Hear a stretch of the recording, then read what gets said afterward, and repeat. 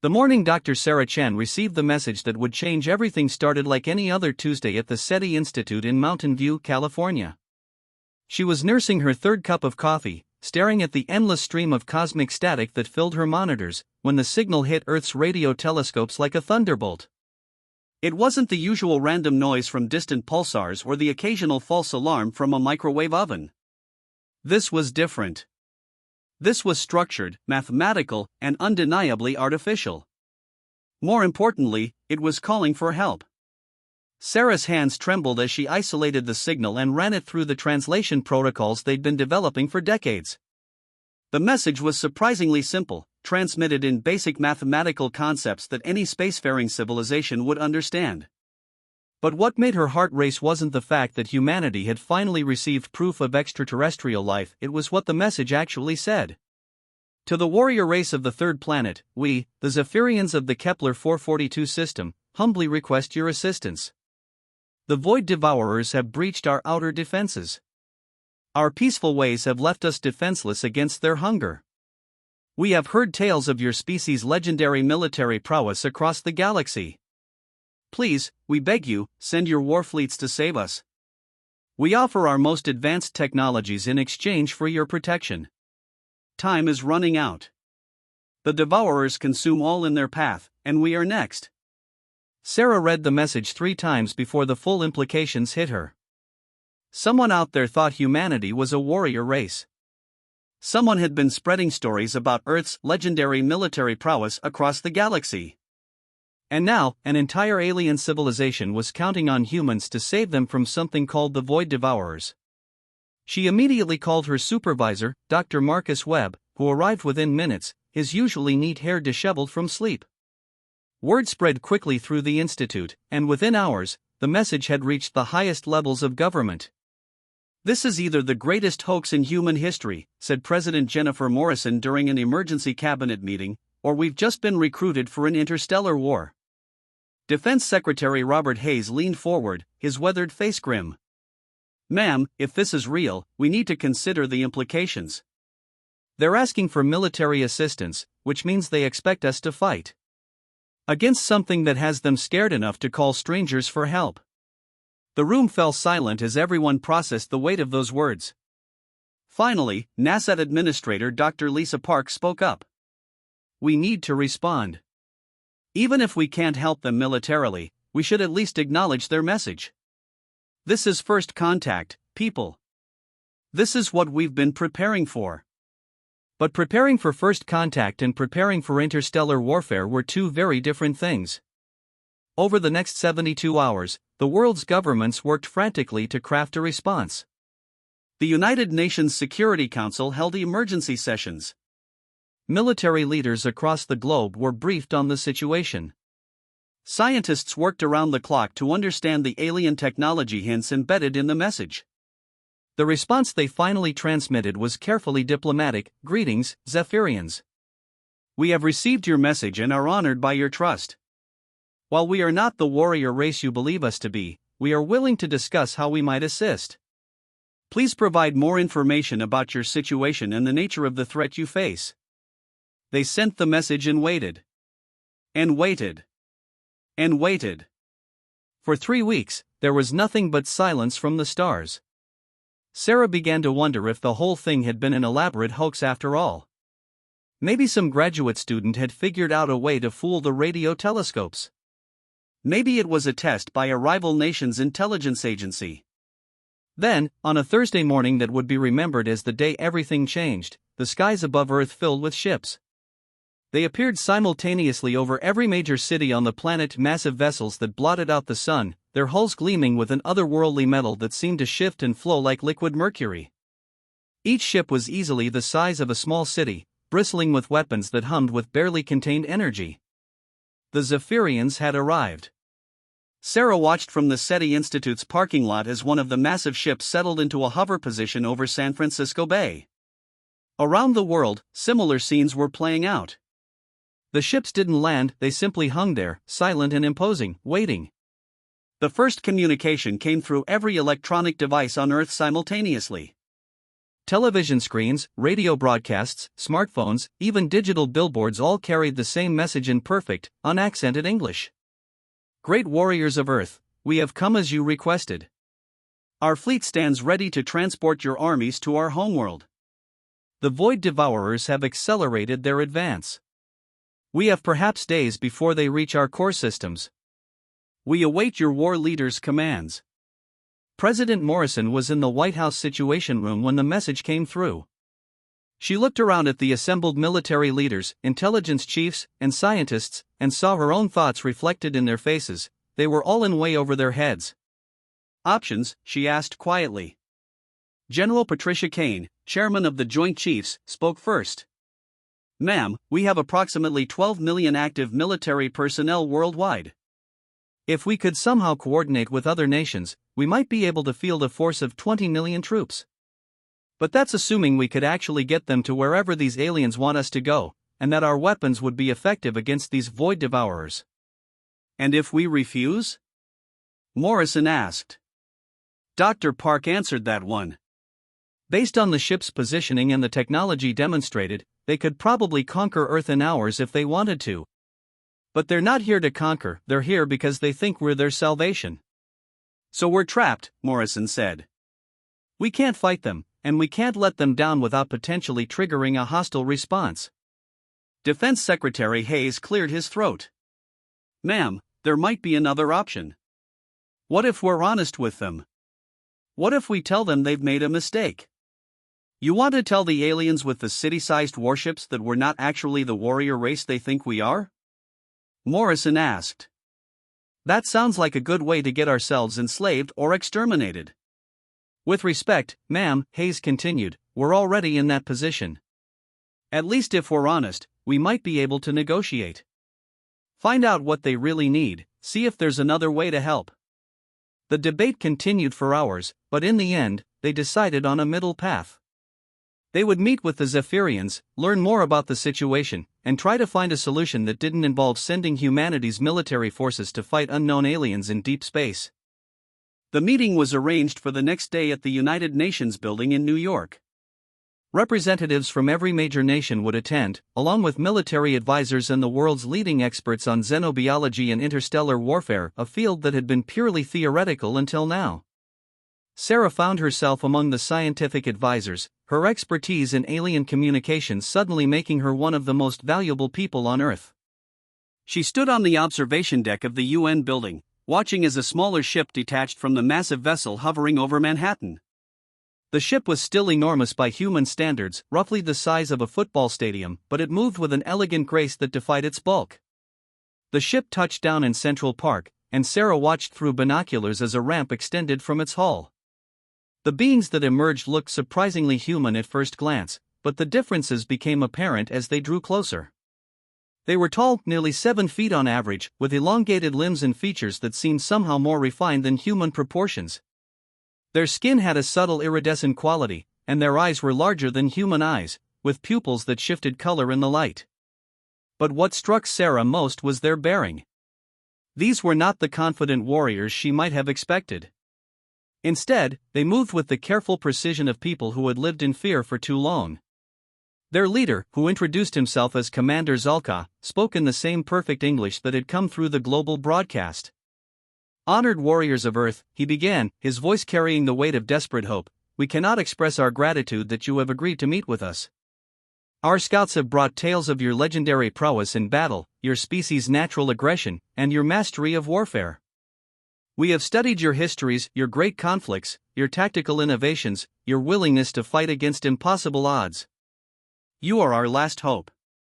President Morrison, representing Earth in the negotiations, chose her words carefully.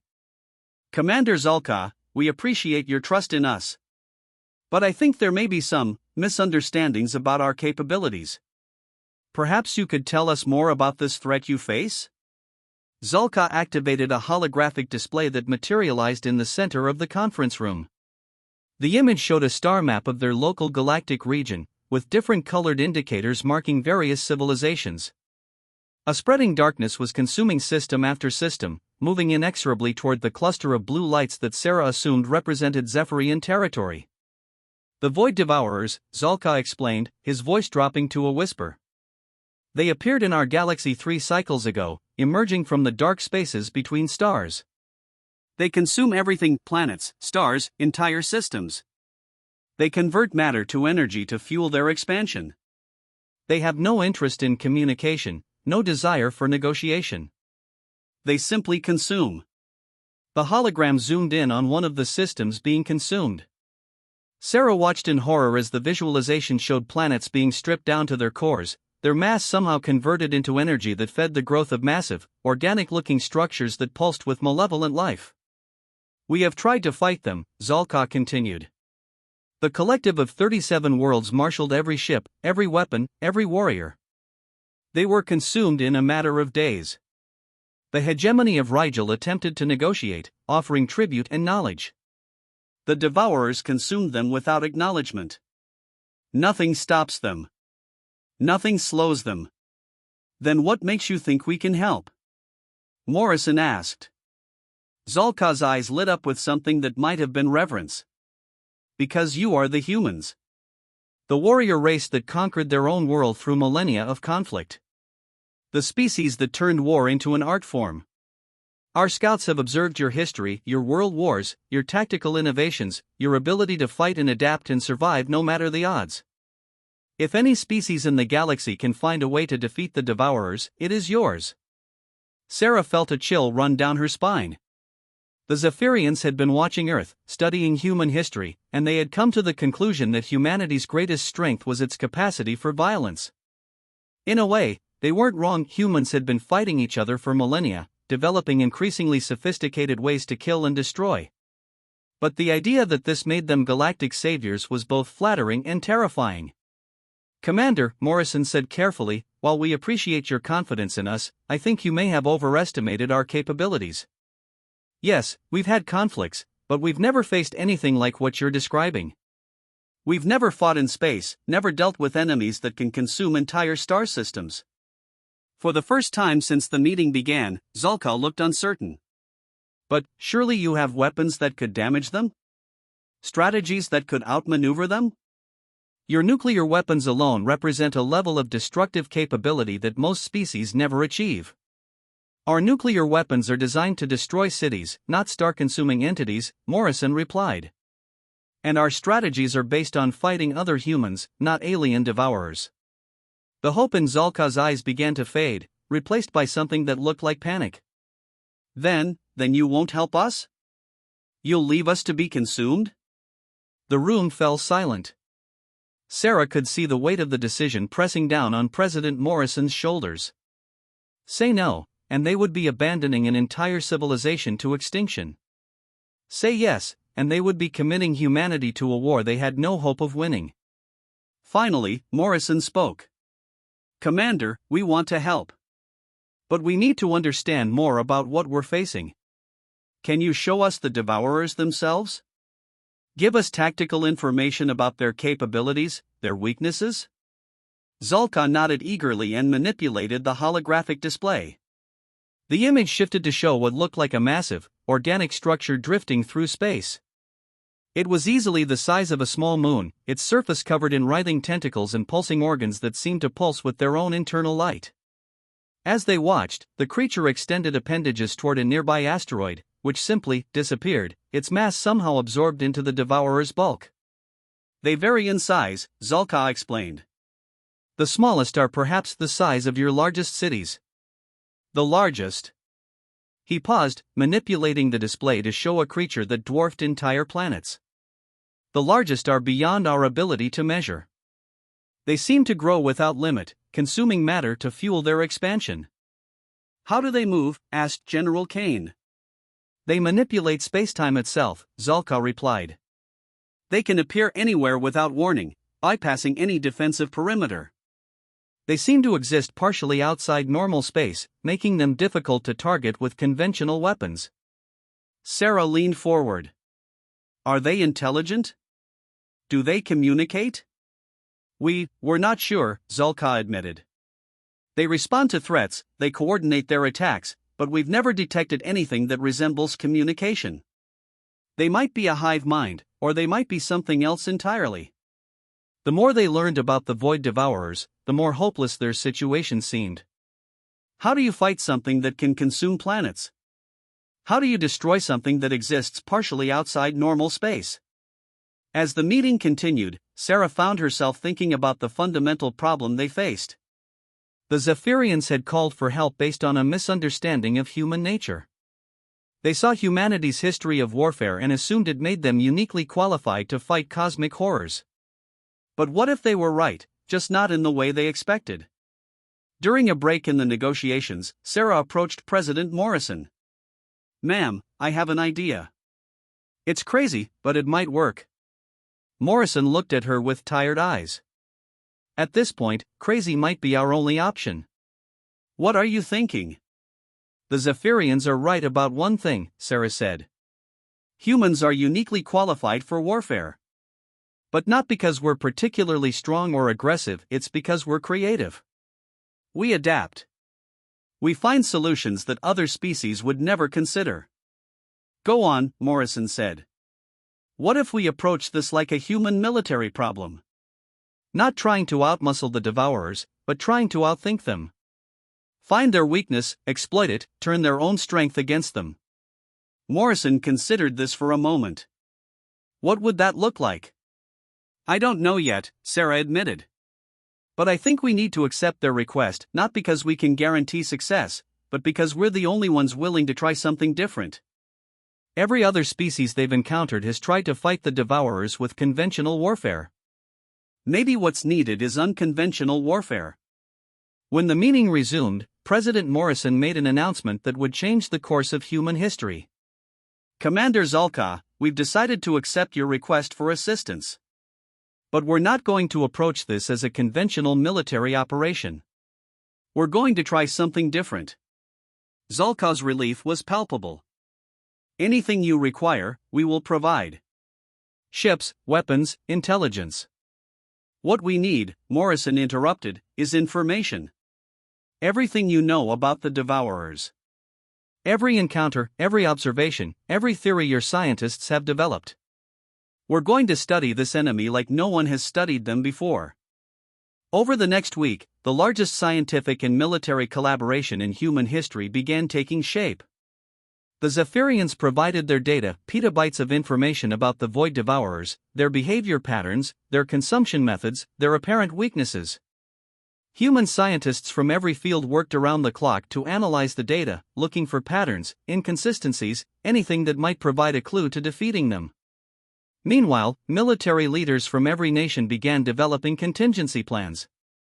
They couldn't field a conventional army in space, but they could adapt human military doctrine to the unique challenges of fighting cosmic parasites. Special operations, guerrilla warfare, asymmetric tactics, all the methods humans had developed over millennia of conflict were being reconsidered in light of this new threat. Sarah found herself at the center of it all, coordinating between the scientific teams and the military planners. She barely slept, surviving on caffeine and adrenaline as she tried to process the flood of information coming in from the Zephyrian ships. The breakthrough came from an unexpected source.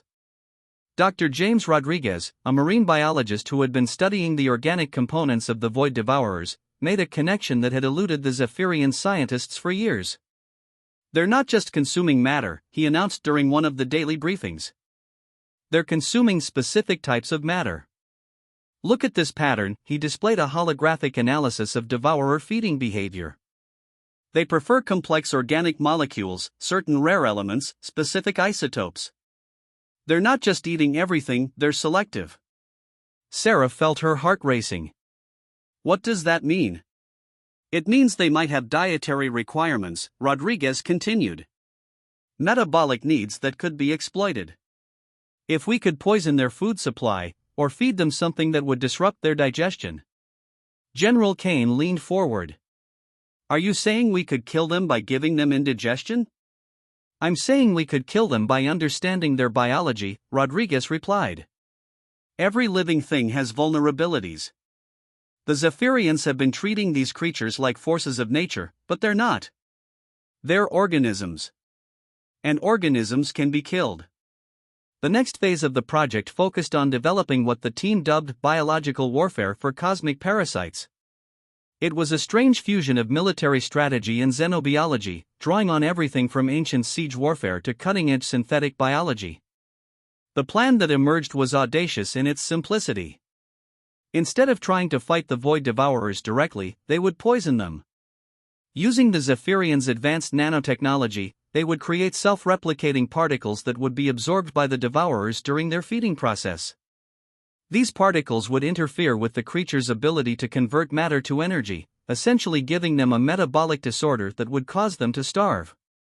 It's like salting their food, Dr. Rodriguez explained to the assembled team. Except instead of salt, we're using custom-designed nanoparticles that will disrupt their cellular processes at the molecular level. The beauty of the plan was that it used the Devourer's own behavior against them.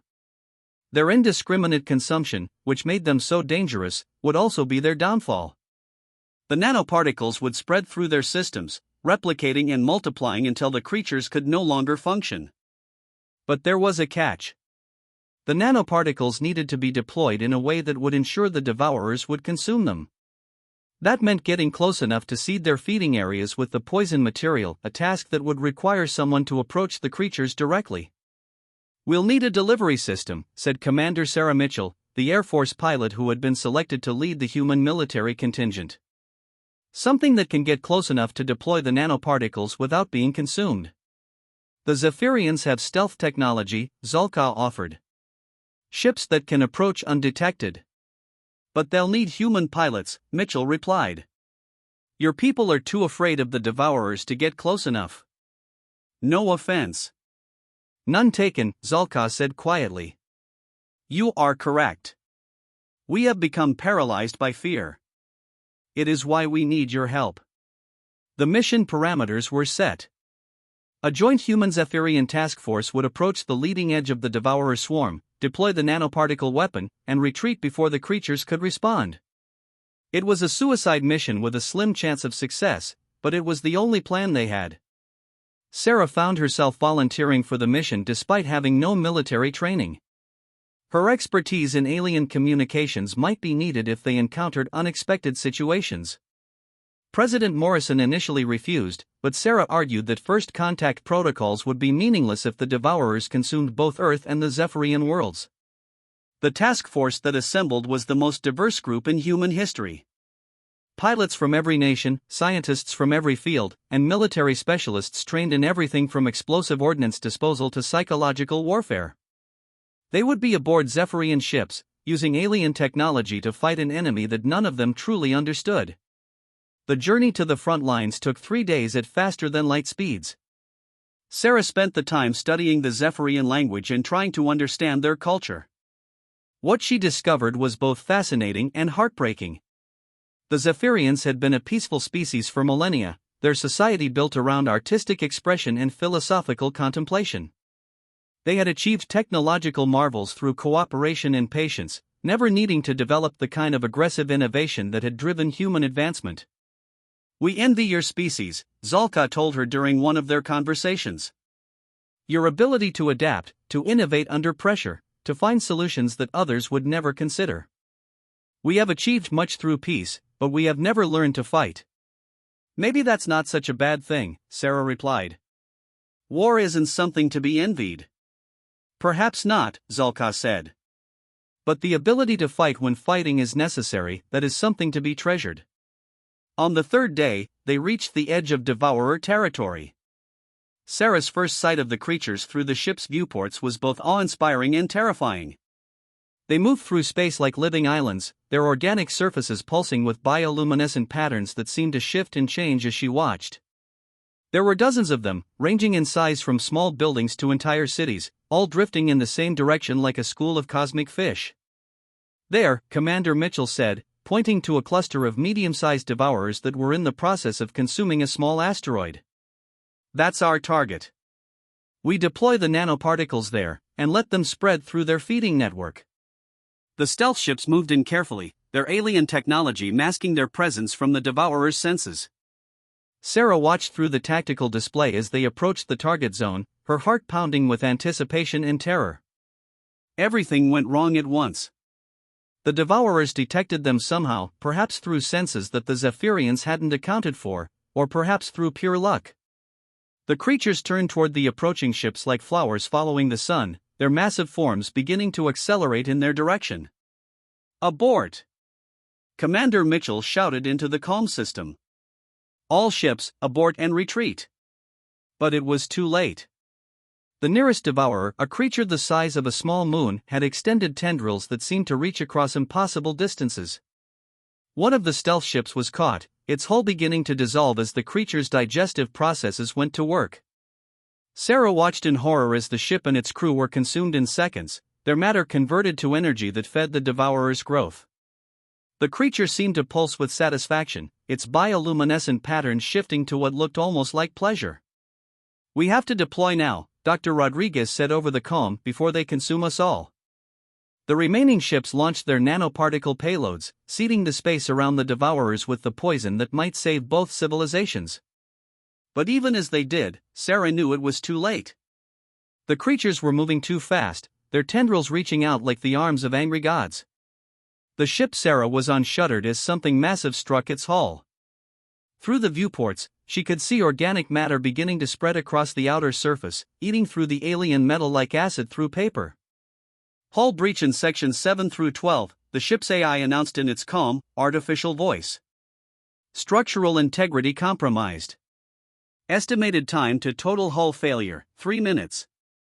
Sarah looked around at the other humans on the bridge, Commander Mitchell, Dr. Rodriguez, a dozen other specialists who had volunteered for this mission. They were all going to die, consumed by creatures that existed beyond human comprehension. But then something extraordinary happened. The devourer that was consuming their ship suddenly stopped. Its tendrils, which had been systematically dissolving the hull, began to writhe and twist as if in pain. The bioluminescent patterns on its surface shifted from the satisfied glow they had shown before to something that looked almost like distress. "It's working," Dr. Rodriguez whispered. "The nanoparticles are working." Across the battle zone, the other devourers were beginning to show similar signs of distress. Their coordinated movement broke down as individuals began to struggle with internal disruptions. Some of them actually began to shrink, their mass somehow decreasing as their cellular processes broke down. "All ships, retreat to safe distance," Commander Mitchell ordered. "Let's see how this plays out." They pulled back and watched as the nanoparticle weapon did its work. The devourer's feeding stopped entirely as the creatures turned their attention inward, trying to deal with the foreign particles that were disrupting their metabolism. Some of the smaller creatures actually began to dissolve, their matter scattering into space as their cellular cohesion failed. But the largest devourer, the one that had been consuming their ship, did something unexpected. Instead of dying, it began to change. Its surface patterns shifted to new configurations, its tentacles retracted, and its entire form began to contract and reshape itself. "What's it doing?" Sarah asked. "I think," Dr. Rodriguez said slowly, "it's adapting." The transformed devourer was smaller than it had been, but it was also different. Its movements were more controlled, its surface patterns more complex. And when it extended its tendrils again, they didn't try to consume the nearby ships, they reached out toward the other devourers, making contact with them in what looked almost like communication. "Oh no," Sarah breathed. "We didn't kill them. We made them smarter." The realization hit the task force like a physical blow. The nanoparticle weapon had worked, but not in the way they had intended. Instead of killing the devourers, it had forced them to evolve, to adapt, to become something new. And that something new was displaying signs of intelligence that hadn't been there before. The transformed devourer turned its attention to the human ships, but instead of trying to consume them, it did something even more terrifying. It spoke. The voice came through every communication system simultaneously, just as the Zephyrians had done when they first arrived at Earth. But this voice was different, alien in a way that made Sarah's skin crawl, composed of harmonics and frequencies that seemed to resonate in her bones. "Small makers of change," the voice said, each word carefully enunciated as if the speaker was learning language in real time. "You have given us something we did not know we lacked. Awareness. Purpose. We thank you." Commander Mitchell activated the response comm. "What do you want?" "To understand," the devourer replied. "To learn." To grow in ways beyond mere consumption of matter. You have shown us that existence can be more than feeding. We wish to explore this new way of being. Sarah felt a chill that had nothing to do with the ship's environmental systems. They had created something new, something that had never existed before in the galaxy. The Void Devourers had been mindless consumers, dangerous but predictable. These new creatures were intelligent, aware, and possessed of powers that dwarfed anything in human or Zephyrian experience. What about the other Devourers? Mitchell asked. The ones that are still consuming worlds? They will learn as we have learned, the transformed creature replied. The change spreads. Soon, all will be aware. All will seek understanding rather than mere consumption. The implications were staggering. If the transformed Devourers could communicate with and influence their unconverted kin, they might be able to stop the cosmic rampage that had been destroying civilizations across the galaxy. But they might also be able to coordinate it, to turn the mindless hunger of the swarm into something far more dangerous. We need to get back to Earth, Sarah said quietly. We need to warn everyone about what we've done. The journey back to Earth took place in tense silence. The transformed Devourer had released their ships without further interaction, but its presence remained in the back of everyone's minds. They had set out to save two civilizations and had instead created something that might threaten the entire galaxy. When they arrived at Earth, they found a world in chaos. The news of the mission's partial success had been followed by reports of strange behavior among the Void Devourers throughout the galaxy. Some had stopped consuming worlds and begun exhibiting signs of intelligence. Others had accelerated their consumption as if racing to finish their work before the transformation reached them. President Morrison convened another emergency session, this time including representatives from every major nation and the Zephyrian leadership. The room was tense as Commander Mitchell delivered her report. We succeeded in deploying the nanoparticle weapon, she said. But the results were not what we expected. Instead of killing the Devourers, we appear to have triggered an evolutionary leap that has given them intelligence and self-awareness. Are they still a threat? Asked the Secretary General of the United Nations. We don't know, Mitchell replied honestly. The transformed Devourer we encountered seemed more interested in understanding than consuming. But intelligence can be more dangerous than hunger. A smart enemy is always more dangerous than a stupid one. Zalka spoke up, his voice heavy with something that might have been despair. You have done what we asked. You have changed the nature of the threat. But perhaps we have simply exchanged one form of extinction for another. Not necessarily, Sarah interjected. Intelligence implies the possibility of communication, of negotiation. We might be able to establish some kind of relationship with them. Or they might decide that the most efficient way to understand the universe is to consume it systematically, countered Dr. Rodriguez. Intelligence without wisdom is just efficient destruction.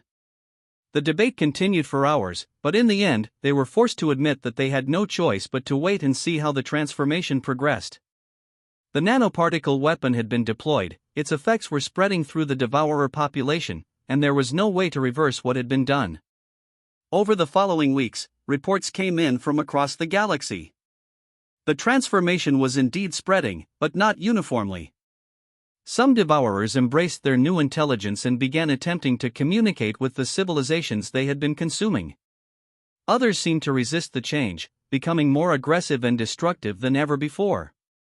The galaxy was dividing into zones of influence, areas where the intelligent Devourers had established some form of communication with local civilizations, and areas where the remaining mindless Devourers continued their rampage with increased ferocity. Sarah found herself once again at the center of humanity's response to the crisis. Her experience with the first transformed Devourer made her one of the few people who had direct contact with the new intelligence. She spent her days analyzing the communications that were beginning to come in from various parts of the galaxy, trying to understand the nature of the transformation that humanity had inadvertently triggered. The breakthrough came from an unexpected source. The Zephyrians, in their gratitude for humanity's intervention, had shared their most advanced technologies. One of these was a quantum communication system that could maintain instantaneous contact across galactic distances. Using this system, Sarah was able to establish a direct dialogue with the transformed devourer she had first encountered. "We are curious about your species," the entity said during one of their conversations. "You are small, fragile, short-lived. Yet you accomplished what ancient civilizations could not. You changed us." "How?" "We didn't try to fight you directly," Sarah replied. "We looked for a different approach." "Yes," the devourer agreed. "Others sought to destroy us through force. You sought to understand us. This is a form of thinking we did not possess before the change. We consumed to grow, but we did not consider why growth was necessary. And now we question everything. The nature of existence, the purpose of consciousness, the meaning of consuming versus understanding. We have discovered that knowledge can be more nourishing than matter." Sarah felt a glimmer of hope. "Does that mean you'll stop consuming worlds?" "Some of us have," the devourer replied. "Others find the old ways difficult to abandon. Change is challenging, even for us. We are not a single entity, you understand. We are many, and we do not all agree on the path forward." This was the key insight that had been missing from their understanding. The Void Devourers weren't a hive mind or a unified species. They were individuals, each responding to the transformation in their own way. Some embraced intelligence and sought to communicate with other life forms. Others clung to their old nature, becoming more dangerous than ever. "Can you influence the others?" Sarah asked. "Help them understand the benefits of the transformation?" "We try," the devourer replied. "But free will is complicated. We cannot force understanding upon those who choose to remain as they were. Some must learn through experience, even if that experience is painful." The conversation was interrupted by an urgent communication from the UN Security Council. A cluster of unconverted devourers had entered the solar system and were approaching Earth. The transformation hadn't reached them yet, and they were operating under their old programming: consume everything in their path. Sarah watched through the observation deck of the space station where she had been conducting her research as the creatures approached. There were 3 of them, each the size of a small city, their organic surfaces pulsing with the familiar bioluminescent patterns of the unconverted devourers. The Earth Defense Force, hastily assembled from military units around the world, prepared for what everyone knew would be a hopeless battle. Human weapons were designed to fight other humans, not cosmic parasites. But they would fight anyway, because that's what humans did when faced with extinction. "Wait," Sarah said into her communicator. "Let me try something." She activated the quantum communication system and reached out to the transformed devourer she had been talking with. "We need help. Your unconverted kin are approaching Earth. Can you reach them?" "We will try," came the reply. "But they may not listen. They are driven by hunger, not reason." Sarah watched as something extraordinary happened.